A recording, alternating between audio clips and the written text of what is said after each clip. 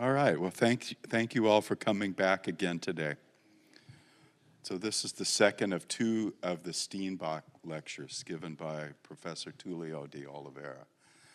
This one, in the spirit of the Steenbock lecture tradition, is what we call the public lecture. So I want to just start by saying, you're the public, and we would really love to engage you in a conversation rather than just a lecture. And believe me, he's up for it. So it's not that you need to sit there passively for the whole talk. If a question comes up, perfectly fair to ask it. You can't throw him off his rhythm, I tell you. He'll get right back on it, start PowerPointing away when the time comes. So please, don't hesitate. A little question comes, go ahead and ask it. Now, I know we have a few new people here today, so I'm going to go through my spiel of the history of the Steenbock Symposium and all for those people. I will provide a variation. So if you were here yesterday, you can still listen, okay? So the Department of Biochemistry hosts these Steenbock lectures in honor of Professor Harry Steenbock, who among his many contributions to science was the discovery that irradiating foods with UV light would turn the pro form of vitamin D into the active form of vitamin D. That discovery essentially cured rickets in children worldwide as the impact spread out through patenting and licensing and incorporation into food products. It eliminated rickets, which is a debilitating disease of children that cause massive bone deformation, become crippled children. So that discovery cured it. Really impressive. Now, since then, from Steenbock, following by DeLuca, Heinrich Schnoes, other great leaders in the Department of Biochemistry, many nutritional and medical impacts of vitamin D were discovered and came out of the University of Wisconsin through our translational partner, WARF. Now, we're really excited to have Tulio here and to have co-sponsorship from Illumina. Some of you might know that Illumina is a worldwide biotech company. They have a major facility here where they make reagents that support the whole worldwide operation. And they're a life sciences company that's involved in translational and consumer genomics. So think when you get your own personal DNA sequence done. It's largely done with Illumina reagents. Their molecular diagnostics for diseases is another big impact of Illumina here in town. We're also really pleased to be able to co-sponsor this lecture with the Global Health Institute of UW-Madison, led by Jorge Osorio, who's here in the audience from the School of Veterinary Medicine. GHI is aligned with the concept of One Health. And this is a commitment to an equitable and sustainable improvement in the life quality and health of humans, animals, and the environment. It's an integrative thought about how we can have a better world. A little bit about our guest today. So I didn't write this one, my media people wrote it, but it says right here, Tulio de Oliveira is a rock star in the world of pandemic surveillance and global health security. We consider that to be true, yeah. As you can see, he's quite a busy guy. And so a director, he's a professor, he's a research professor, he's an adjunct professor, working in many areas of the world on this idea of global surveillance to promote health. His mission is to improve health and well-being by advancing this field of genomic surveillance. He's had over 20 years of experience now professionally in this, and some of the things that he's worked on, I know all of you have heard about these: HIV/AIDS, TB, hepatitis, dengue, Zika, yellow fever, SARS, CoV-2. These are, there again, these are the kind of scourges of the world. They're going to come back. It is so important for us to understand that there are people who are thinking hard about this, that are trying to help us learn how we could respond to these emerging challenges. And so today, Tulio is going to continue his visionary evaluation for us of the nexus between rise and fall of pandemics, climate change, the scientific enterprise, and human behaviors. So please join me in welcoming again today.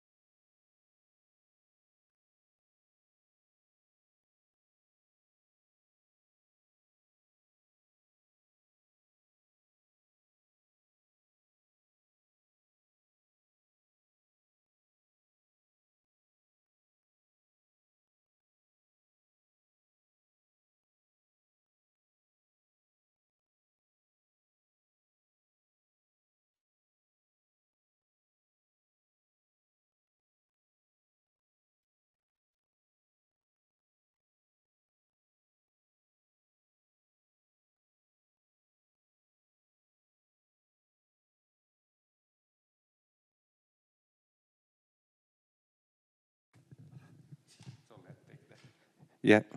Can people hear now online? Okay, sorry.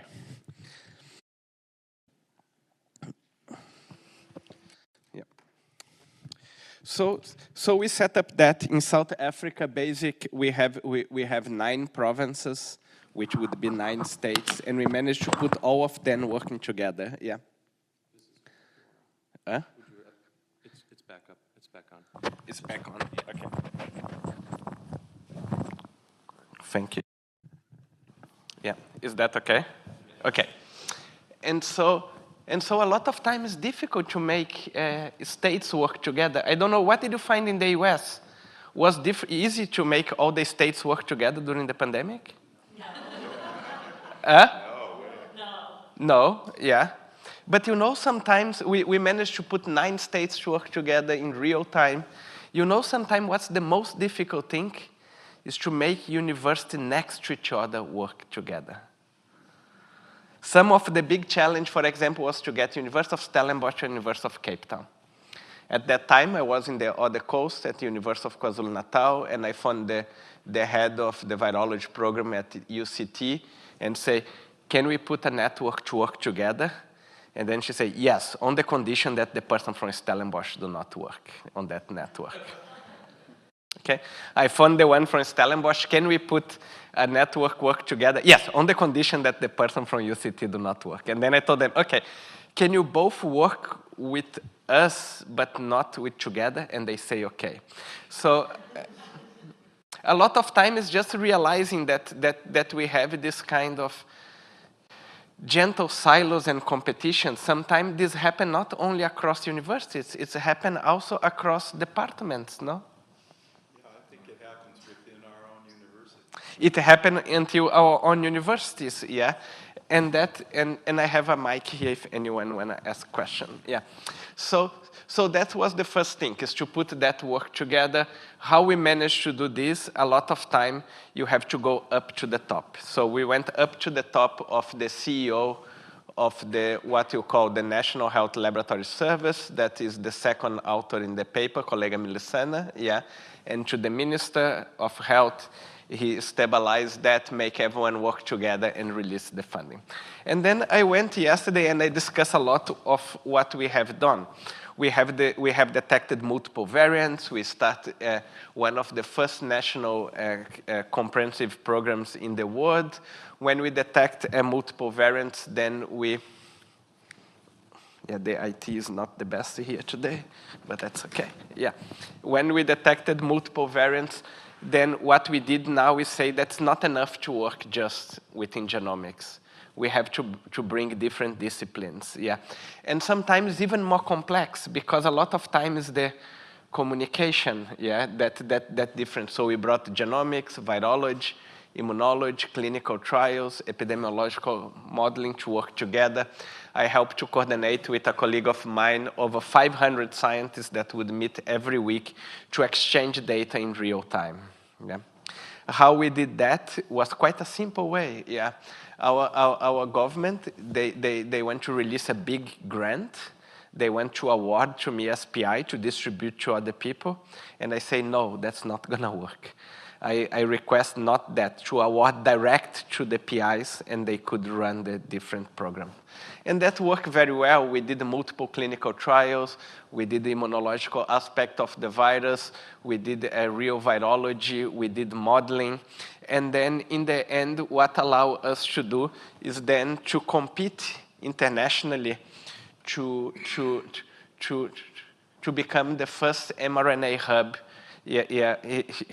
program in the world. We end up like, we put a competition with 41 countries in the world, and then we won that, yeah. And that's a large program to try now to transfer technology back to South Africa, that when new epidemics happen, that we do not depend of other countries for vaccine production. Understand this is a holistic approach, that everything that's done in this hub, it should be transferred to other 40 countries around the world, yeah. And so in the end, it was quite a big journey during the COVID, going from a network across universities, a network across multiple disciplines, and then to work on mRNA hub. And then it was quite fun, because in the last 2 days here in Madison, yeah, experiment a lot of time is the main difficulty between that, yeah? That's the different language that people talk. Not because a lot of our fields, we have different jargons, yeah? So yesterday I visited this very impressive NMR facility, yeah? And it was really, really interesting, but half of the words I couldn't understand, yeah? Because it is like, it's a totally different word, yeah? And then today I went to see the what's the name, the cryo?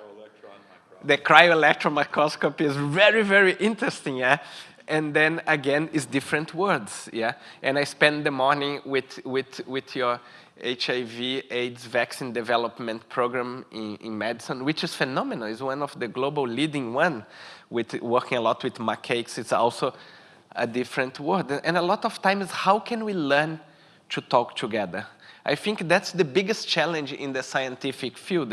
Is a lot of time how to cross disciplines, yeah, and how to work together for the same objective.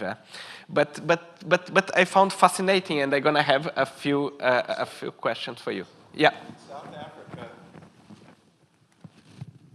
it's a pretty big country. Yes. And do you physically go to where people are? Is it a hybrid interactions? How do you build that kind of camaraderie and understanding in the physical space you're in? During the COVID.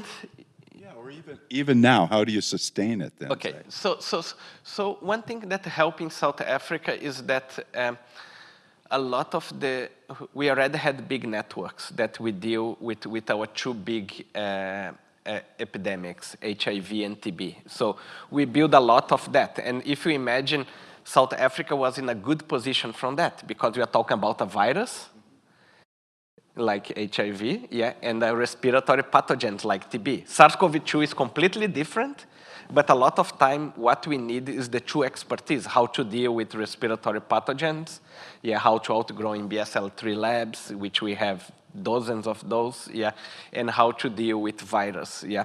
So I think that we were in a good position, that we had people that understand respiratory pathogens, in the case of bacteria, and virus, and then they start coming together. Yeah, how they kind of came together, I think one of the main reasons, yeah, is because the rest of the world got busy.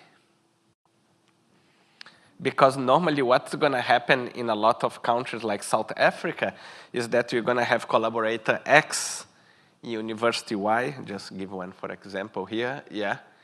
It's going to work with Harvard, and then collaborate. Then next person will work with Oxford. Next person will work with Wisconsin, yeah. But all of the time, everyone got very busy around the world, yeah. And then we could work together. That's one thing. How that worked? It worked a lot remotely. We couldn't move at that time, yeah. And it works. So what we did, it is to have a very fixed day, yeah. So every Friday, yeah, at lunch, we had the call of the Network for Genomic Surveillance, yeah. Every Tuesday at lunch, we had the Variant Consortium call, yeah. And then each of the groups had a weekly call. So we had one that we would touch base all the time, that was chaired by Willem Hannekon from ARI and myself. We changed the chair every second meeting, yeah, and then they would meet together and report, yeah. How to maintain that? That probably is more difficult than doing that, yeah. But what we did in the last few months, we got what I call a big breakthrough, at least for me, yeah, is to maintain the same structure that we are doing now to do influenza virus. So now we are doing every week flu surveillance, again, across all the different laboratories, yeah? And we are doing RSV surveillance, and we are doing HIV surveillance, so that we don't go back just like one institute doing the national one, yeah. So do you have individuals whose specialty is in science communication and journalism, for example, as a way of reaching out to the public and getting feedback that way? Yes. And spreading the word? Yes, yes, we do. We do, and quite a lot, yeah. One of those, for example, in South Africa, we had a good, what I call a good relationship between public, government, and scientists. We never had a kind of aggressive relationship, which I don't think that was the case in the US. I don't know if you, yeah?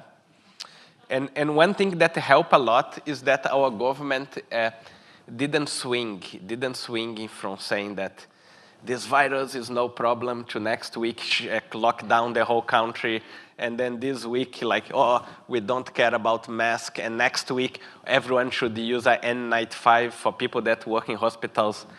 Yeah, 3 hours in an N95 is painful, yeah, to breathe, yeah. So South Africa never happened that, yeah. We always had this clear communication, yeah. And our government and the scientists, we came together and we say, look, yeah, this, yeah, we believe that South Africa could be one of the worst affected countries in the world for the pandemic, yeah. Why we believe that that would be the case, yeah. How many of you have been in South Africa? Okay, so why we believe that would be the case? South Africa has a very good transport infrastructure, yeah. We have beautiful airports, we have big highways. You can move very fast around the country. The mobility is very good. The only thing that we worry in South Africa is not getting a traffic fine, yeah, because you can drive very fast, yeah. And then, in addition to have this big mobility, yeah, it's very well connected internationally. So, for example, how many people is going to South Africa in the next year or so for an international conference? Anyone here? Huh? Can you see? We are one of the hotspots of conference. I learned like 4 or 5 groups that are coming to South Africa for 4 different. So we can get multiple introductions, high internal mobility, but then in the townships, one of the highest density populations in the world, yeah? So we are very worried that if entered very heavy in South Africa, how do you think that people can isolate in a kind of shanty town? It's almost impossible, yeah? So we took very serious from the government and from the scientists saying like, we do have the risk to become one of the worst places in the world. We also have the highest number of HIV positive people in the world. We didn't know what was the interaction between that, and we had suffered a lot. So we create a very strong science communication that we had something called the Ministerial Advisory Committee. I also sit in that committee. Every week we meet with the Minister of Health to communicate with him, to communicate weekly with the nation, yeah. Yes. Yeah, so you did talk about the various outbreaks, the viral outbreaks, and the question I have is with the continent of Africa and the various outbreaks. So in the case of the COVID that you dealt with recently, I think there was also Ebola, which is also another serious. Yes, in Uganda and in the Democratic Republic of Congo, yeah. Right. So when you have such outbreaks, around the same time, and maybe there are, overlaps of those viral outbreaks. So you may have the COVID, you may have the Ebola. So how do you manage those outbreaks? Because you are going to have, let's say, people very close to East Africa or Central or even Southern Africa with the Ebola, and then also then you have the COVID, and then you may even have another one. And you end up with so many viruses, and the question is, how do you manage those overlaps? Okay, thank you. Yeah, thank you. So just one step back, yeah. For example, the same worry that we had in South Africa with COVID, yeah, regionally, we had the opposite with Mozambique, yeah. Why? Because Mozambique, it's a country that I know well. My mother worked there for 20 years in the United Nations, and that is the opposite. You have one of the worst basic connectivity. You have only one road that go between north and south, take 3 days to go there, a lot of isolated areas, a lot of rural. So we expect COVID not to have a big impact in Mozambique, and did not have, So some of the other epidemics that you highlight of, for example, Ebola do cause very large outbreaks, Especially the biggest one was in West Africa around 10 years ago that spread around like 5-6 countries. That was a very large one. But some of the sporadic outbreaks, like in the Democratic Republic of Congo, normally they don't spread far. One, because the mobility is very restricted, and second, the control is quite quick, So for example, and that's one thing that, because the whole world come to talk to us, they couldn't believe why South Africa could do so well during the COVID, the scientific. But you must see how well Uganda does to control Ebola outbreaks. They can control Ebola outbreak within a week or 2. Why that? Because they had multiple, and they just got very used on controlling outbreaks. So a lot of time, the control of outbreaks in Africa is going to be some of the best in the world, because you just got used very often with multiple outbreaks, and you at least you are prepared.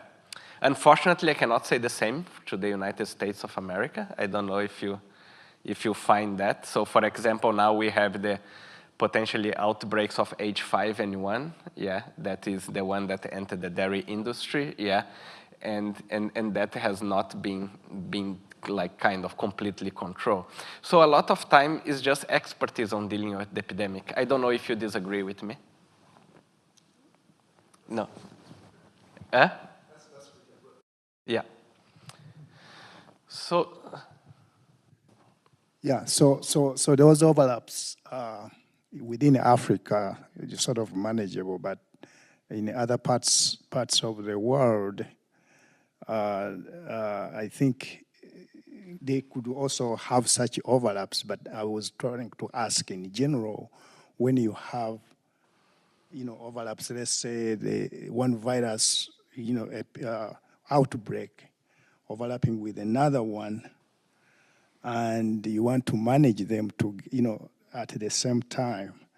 So which one, for instance, are you going to focus on?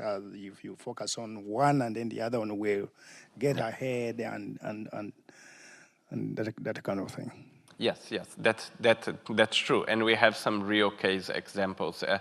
Since the COVID pandemic and malaria started growing again, it went to 20 years of fast decrease and seemed to be growing a little bit again. We don't know if it's associated with the lack of response to malaria because COVID, But some of our big outbreaks, at least in South Africa, is being controlled quite well, the HIV, AIDS, and TB. So that's the ones that at least is happening now. But that's true. One thing that I like to talk a lot with the international media is that I like to say that like Africa do not have a lot of scientific advantages. We don't have scientific advantages on putting rockets on the space, but by the way, it was a mad South African that moved to the US that's doing that, but not in South Africa. We don't have big advantages on developing like cryon microscopes, We don't have big advantages on many things, but one of the things that we have a lot of scientific advantages dealing with epidemics, just because we got so used. There is on the very few scientific advantage that we have, and one thing that we hope that we show during the pandemic that was the case, So what we did that, and then we did that nationally. We did that and got the ecosystem, and then yesterday, and then just some things about Stellenbosch, just to see the similarities with Wisconsin and how we think that we can leverage from each other. So yesterday I show some of our new biomedical research institute labs that's catered to take 1,000 scientists, some of the most advanced labs in the world. We have 12 BSL-3 labs on the top. big genomics. But what I didn't show you, what's in the bottom of in the ground below the building. We have this very large, automated -8 biorepository. And that takes 7 million samples. It's fully automated robotic system. I can get access to any sample in this repository within minutes. A robotic will open the -8, will look for the thing, and will bring back. And that's a big advantage. It is the big sample collections that we have there and that we are storing. So that's one of the things that we invest a lot, because we think that this is a kind of scientific advantage that we can have in South Africa, access to large samples, so we should treat them with great respect. I showed you yesterday the beautiful surroundings of Stellenbosch University. That's one of the reasons why I moved there. Just not just because about me, because one nice thing that you can cycle every day to work, which is nice, which I think that's the same here in Wisconsin, or at least Brian, not? There's a bunch of people in the audience who cycle to work almost all the time. Yes, so that's quite beautiful, but it's also a place that people want to live. And in the end, it's all about attracting talent, So that's another similarity, And then one of the things that I didn't show you, what's next to Stellenbosch, It is, and that's a real picture. The photographer is just quite dramatic, We have the largest technological park and industrial setting in South Africa, and that it is focusing a lot on we have over 200 companies in this park. Some of them are quite large. For example, we have the headquarters of what it is, one of the biggest, if not the biggest, private medical clinic chain in the world. It's called MedClinic. Over 2,000 private hospitals, in the Middle East, So if you go to Dubai, Saudi Arabia, or Switzerland, you are likely to go to a MedClinic, and that's owned by Stellenbosch. A person is based there. We also have the headquarters of the 2 largest banks in South Africa. And that's a small town. It's 50,000 people, but it has a big technological park, and they are very interested in biotech development, Just to ask you guys, any similarity with Wisconsin? Well, Madison. Or Madison,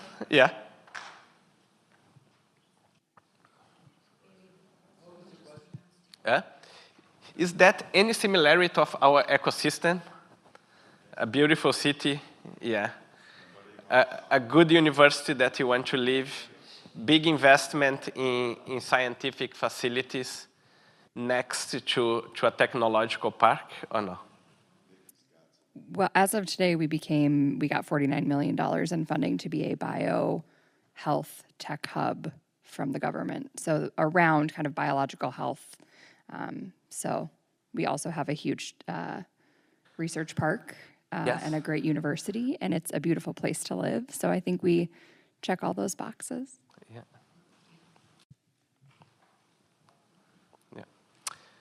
So, but again, how many people knew that about Stellenbosch University?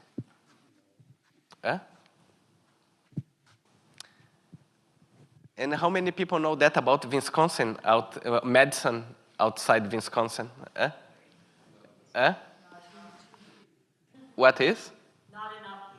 Not enough people, and so that's something that it is, because it is a good friend and colleague of mine that worked for me, one of the head of my fundraising, Richard Gordon, that keeps saying, you have to go to Wisconsin, they are fantastic. And they're like, yes, Richard. And he's like, no, you have to go. And then I come here, and it's very impressive. And sometimes it is a lot of time what happened not in the most known place, but in the best ecosystem that can work together. And that's one of the reasons why we are trying to develop a big strategic program with Wisconsin Madison. It is because we can see a lot of similarities that can be built too. Really glad to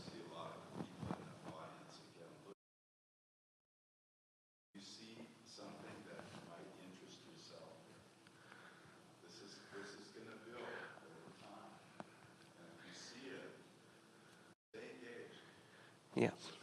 Yeah. Thank you. And then another thing that I highlighted yesterday, but just to highlight again, because we are really proud of that, yeah, is that how at least our institute, SERI and CRISP, that's the one that I direct, yeah, it is have a kind of continental mandate, yeah. So what we see, it is our institute and Stellenbosch as a hub for Africa, yeah. Why that? Because then we have like permission or mandate from the World Health Organization and the Africa CDC to provide support for any African state, yeah, and that in a way that we can produce genomic data or we can produce diagnostic for them, yeah. And I highlighted yesterday how we did that with many African countries, yeah. So just to understanding Africa, you have 3 of these places, and we work very close together. That's CRISP and SERI in South Africa. In Kenya, you have the International Livelihood Research Institute. I was talking to Jorge, very important one. I have multiple grants with them. I'm a very good friend of the Director General, Apollinaire, yeah. And then they have another one in Nigeria that was a phenomenal African scientist that spent 25 years in America at Harvard, yeah, and at the Broad Institute, and they decided to go back to Africa to set up a big facility. And then you have a 4th one that's at the University of Western Cape, but this one is just on bioinformatics. They do not have a wet lab, yeah. And then you have a few of the big Institut Pasteur Dakar, or Institut Pasteur, and then some of the Nigeria CDC, the Kemmery Wellcome Trust in Kenya, and the NICD in South Africa. So another thing that we did in Africa is to manage to have this network of labs that would support each other, yeah. So what I show you yesterday is that we did that in a truly collaboration analysis, yeah, by sharing not only the resources, but also doing, yeah, sharing protocol, data sets, and the analysis scripts. That was very welcome by the African collaborators. They are not used to people to do that, yeah. What they are used in Africa is that people, they look, what do you think that people look in Africa?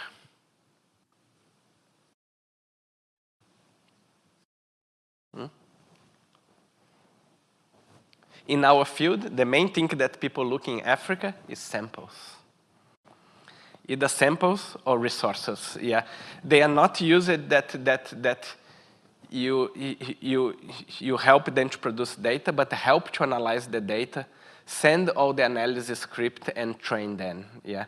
A lot of time what people want from Africa is just samples, and then if they write kind of a high profile paper, such as, for example, we got these 2 in Science, yeah, they are used that they send the final paper to the person and say, oh, I'm gonna submit that tomorrow, yeah. But what we try to do is a true holistic process to build that together, yeah. Yeah. Tulio, I wanna be controversial with you. Yeah. So Africa has been a major focus of big donations, Gates Foundation, big groups, through the last 20 years or so. Have they helped? Yes or not? And how, you know, what have they achieved that is so good, and what is missing from that support? Sorry, I didn't understand your question again. The Gates, you know, Foundation. Yeah. Many organizations are providing a lot of support to Africa. Okay. Yes. And you know, you're talking about capacity building. You're talking about building up infrastructure and so on. My question to you is, have they helped Africa? Yeah. And if so, what is missing? Okay. Okay. So yes, they did help Africa. Yeah. And the Gates Foundation, it funds many programs in Africa. Yeah. Part of this program, the Africa Pathogen Genomic Initiative. Yeah. It had 5 big funders. Yeah. Was the Bill and Melinda Gates. Yeah. It was the Bill and Melinda Gates. It was the US CDC. And then it was the WHO. It was the MasterCard, yeah. and Illumina donate a lot of reagents, and Nanopore Oxford Nanopore Technologies, yeah.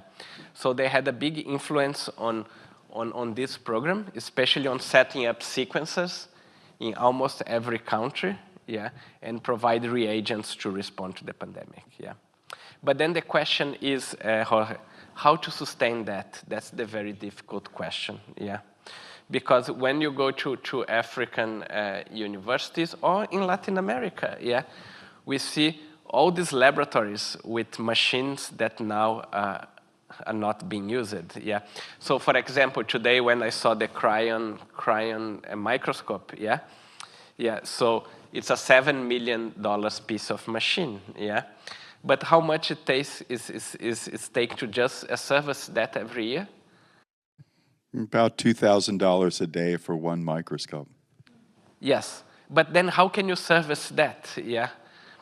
So that's the big challenge, is not how to set up, but now is how to sustain, yeah.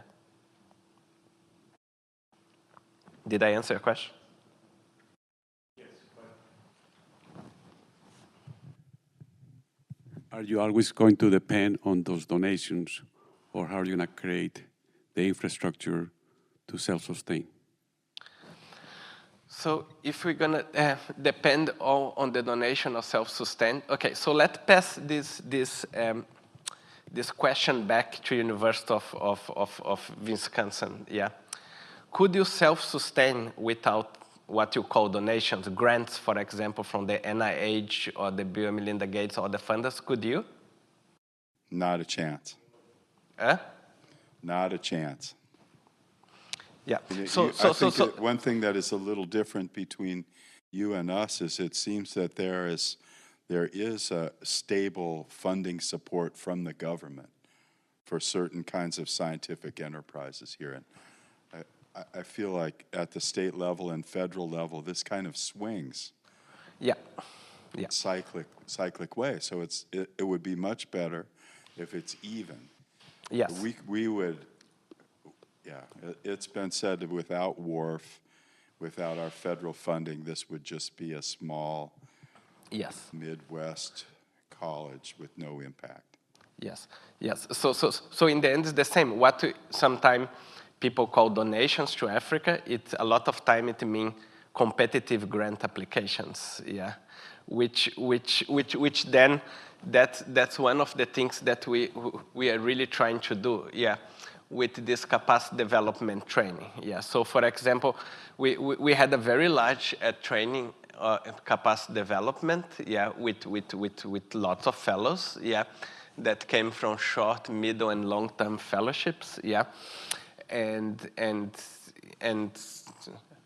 a very fun project. I really suggest you guys should get involved. You must see how exciting it is to host people from 20 African countries in the same time, yeah. And then, what do you think that was the main thing that the fellows asked after this program?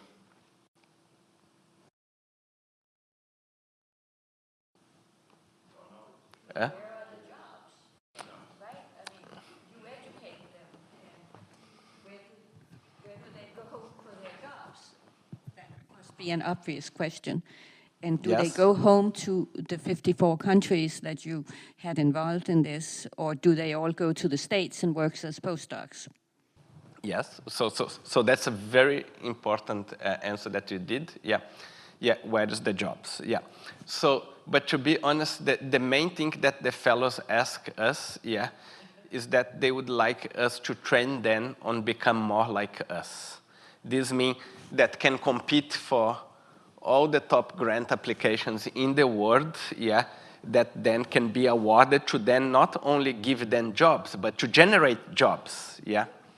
And that's one of the big things. So this fellowship was very successful. For example, our last application for a short-term fellowship, in addition to technical fellowship, we did a lot of grant writing fellowship. We are having one now, 2 weeks in July, yeah. For 15 fellowships, we got 2,747 applications, yeah. It became quite a prestigious thing. We are engaging now with the MasterCard Foundation, which we are engaging now with Wisconsin, that exactly to create exactly what you suggest. Tracks that you take not that many. The idea is to fund 100 fellows that can be trained on how to become a head of a lab, can start competing for grants, yeah. How to become part of industry.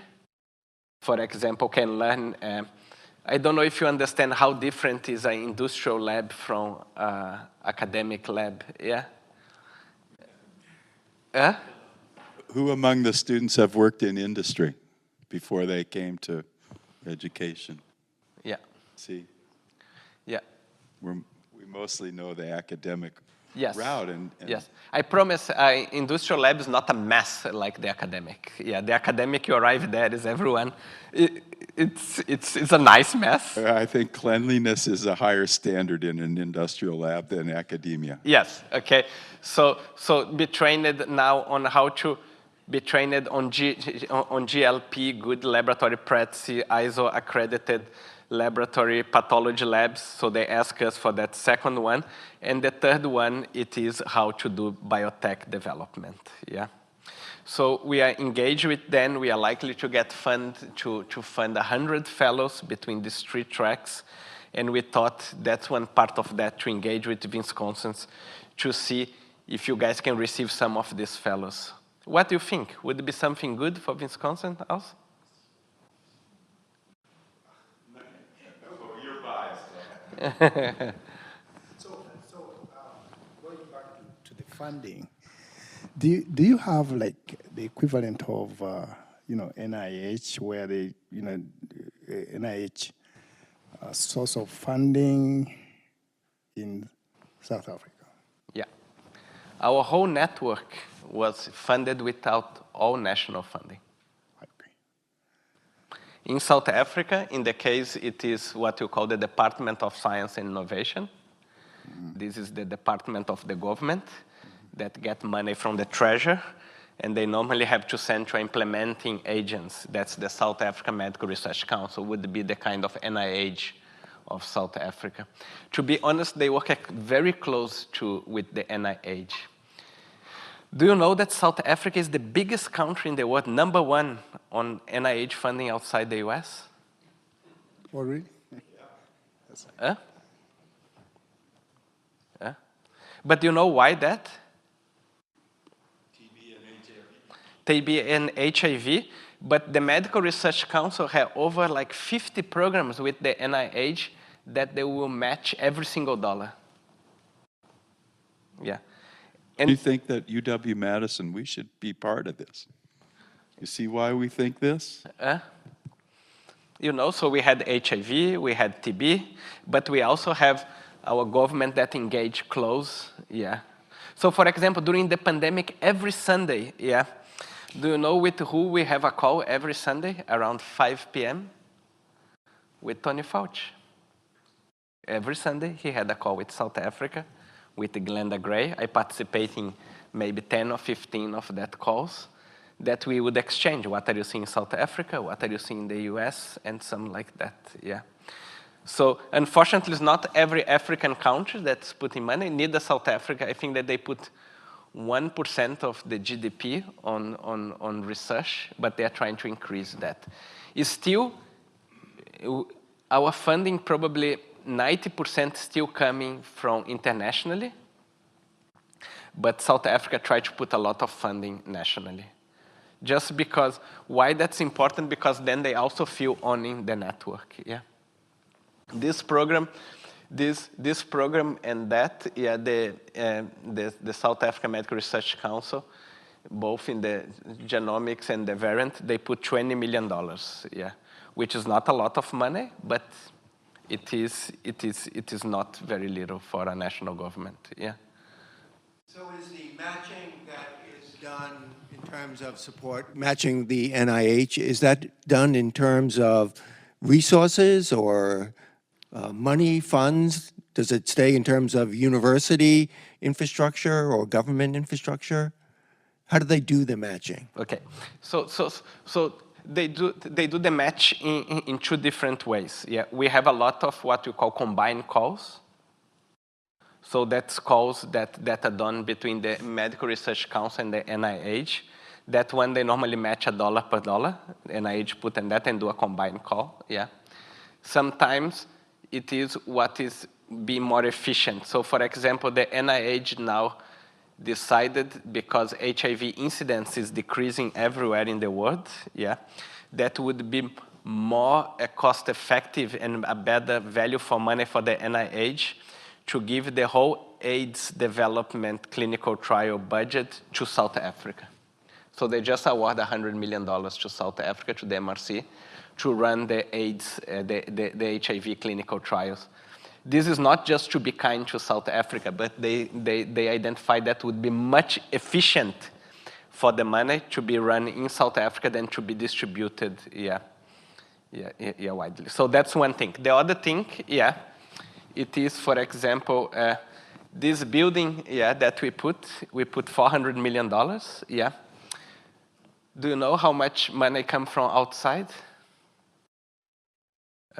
Zero.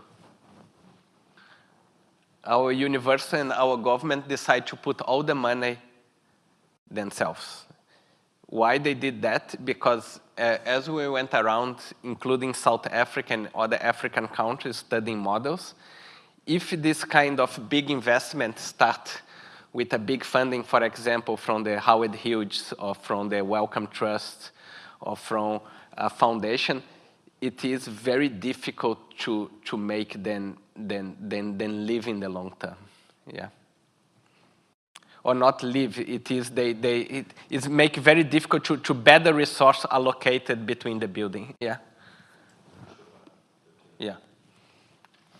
So one of the strengths of Madison is that there's a very active biotech community here. And a number of biotech companies have been started and are very successful here.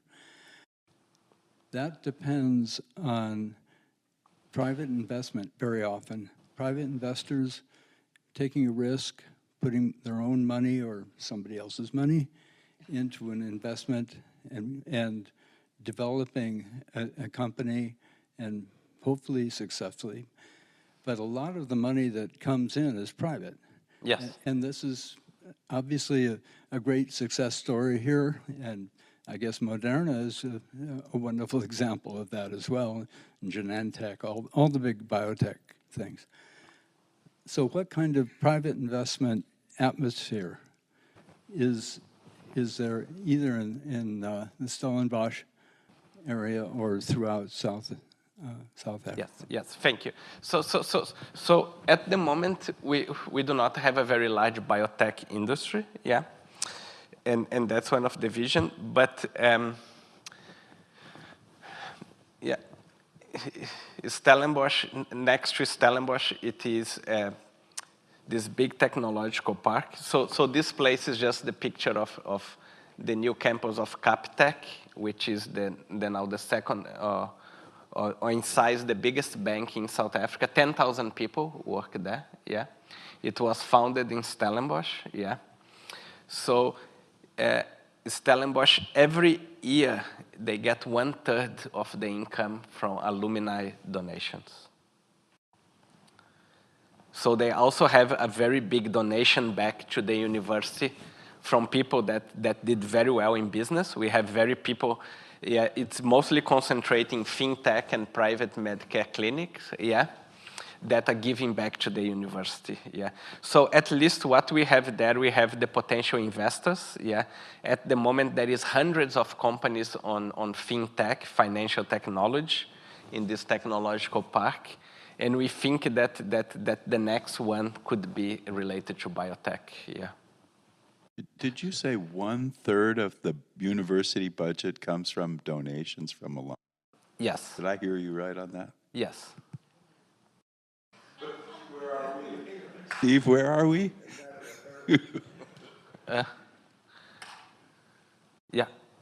They have a lot of investment back in there, So can I ask you follow up on a question we had when we were sitting out in the garden the other day Yes. about mosquitoes? Because, we're a state that we're known for beer, bratwurst, mosquitoes. Yes. And so we had that discussion about Anopheles and Culex. Yes. And when the two begin to mix, just Yes. give us a little Okay. thought. So let's go to a first example, what we can do, for example, and then because I want to ask questions. Yeah. Okay. So you may remember yesterday that I presented about the case of dengue, in Ethiopia. Okay. What worry more us in Ethiopia? Just to highlight here, in this map, we have what we call transmission potential. This is calculated from humidity, temperature, mosquito population, and also high altitude, how high it is. Okay, so as you can see in Ethiopia, you have this very distinct red and white, And why this area is white, which have a very low transmission potential, that's what you call the highlands. That's very high areas, What we worry about that outbreak was not the one in Afar, because it's this one in Diridawa that's moving between the lowlands to the highlands, Why we worry about that, Because traditionally it is what Brian say, We have a lot of people worry about mosquito, the expansion in latitude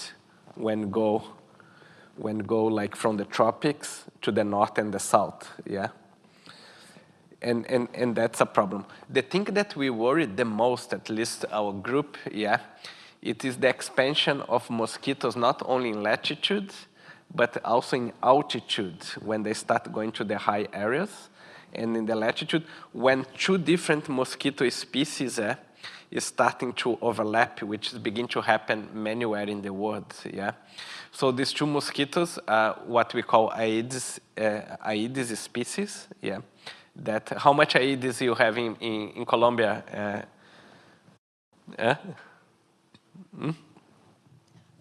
Well, we have dengue is endemic in most part of Colombia, so it's quite a bit. There's a lot of mosquito transmission, and with climate change, the mosquito is going to regions that didn't have it before. Yes. So it's pretty transmission. Okay, but here you are in the U.S. Do you worry about the mosquito of Colombia or no? In Florida.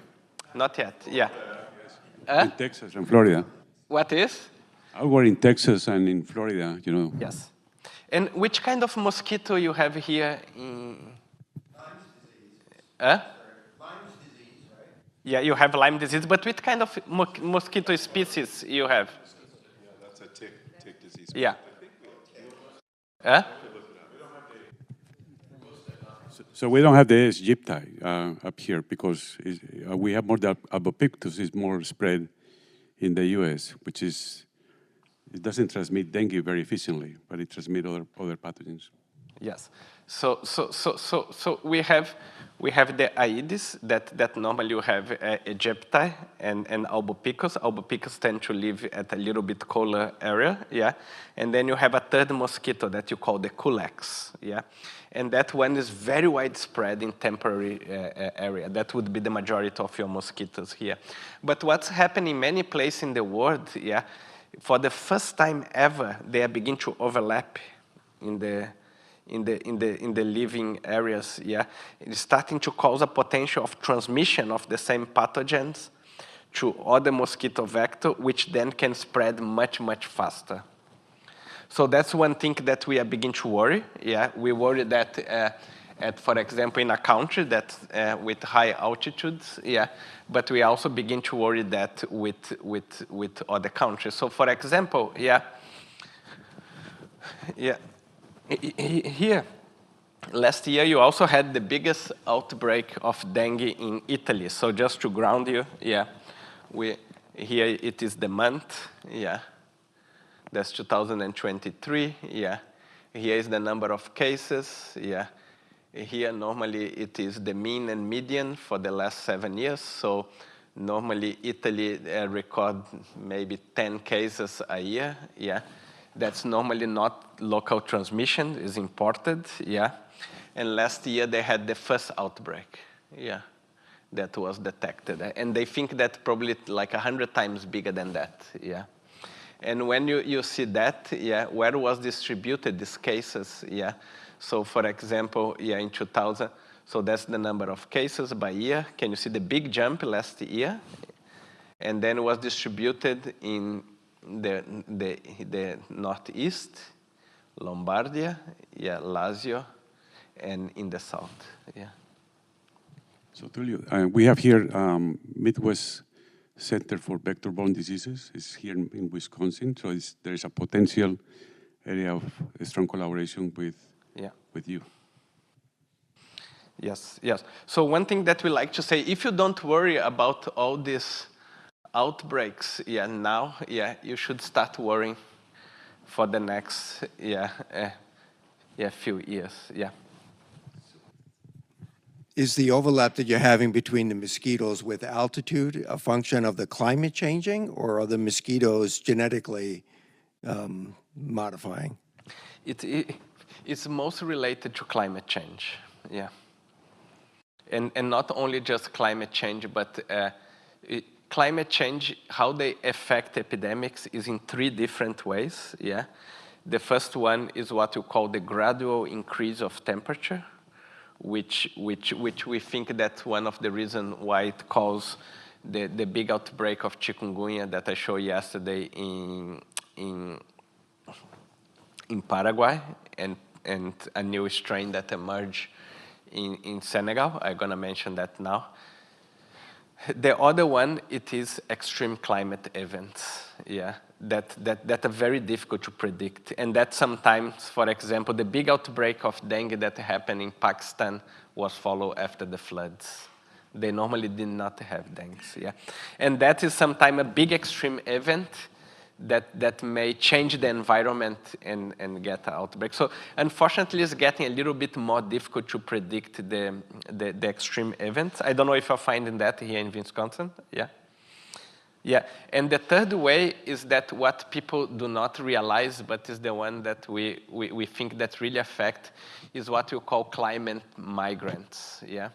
Especially for One Health, because when certain populations, they lose, for example, all the harvest, yeah, because climate change, yeah, they will migrate to towns, yeah. But a lot of time, they will take the animals with them, yeah, in a much closer proximity that they would live in the original place. In your original place, you may have the animals live in a farm, and then now you migrate to a poor urban area, yeah. But just one question, yeah, here. So we have here, yeah. So we have now these new outbreaks that we have detected, yeah, from, sorry. Because that's something that I spend the day talking to people, yeah. So we have this one in Ethiopia, very closely associated with Italy. We don't know the direction of selection, yeah. For the ones that understand phylogenetic analysis, yeah, quite a relatively big diversity, yeah. What it means when you have a big diversity separating this cluster from the other ones, it means that you have many mutations that accumulate in that cluster. For example, if you remember the Omicron, they had these big things, yeah. How could we work, for example, with University of Wisconsin, yeah, to see how when we detect a cluster of a new virus or a new outbreak, what would be the effect of that in the vaccines? What kind of technology you have here that could be able to help on that? AI, protein science, structure-based analysis, document. These are all things we can do around here, right? Yeah, maybe talk in the microphone for the people online. Yeah. Say AI, machine learning, protein engineering, protein expression, vector design, mRNA design. we do all these things around here. A lot of you in the room are doing these things on some related topics. Yes. So, for example, We should, you know, Yeah. we have actually a beautiful reception Yes. with food that I hope you can all join us and we can continue this talk, yes. discussions up close and personal. Let's thank Tulio, though, for taking the questions. Now, the reception is in the Biochemical Sciences building, which is the next one over with the big glass windows where the cryo-EM facility is, okay? So please join us over there in just a couple minutes. I bet the food is already there and waiting for you, so. Okay, thank you very much. And then my last question, that's exactly the question that I had to you. We are detecting this kind of new strains and lineages almost every month in a different country in the world. How could we work with UW to take that to what we call medical countermeasures, diagnostic, vaccines, or basic science that could help to protect not only that locations, but could also help to prevent infections here? Thank you. Yeah. Thank you.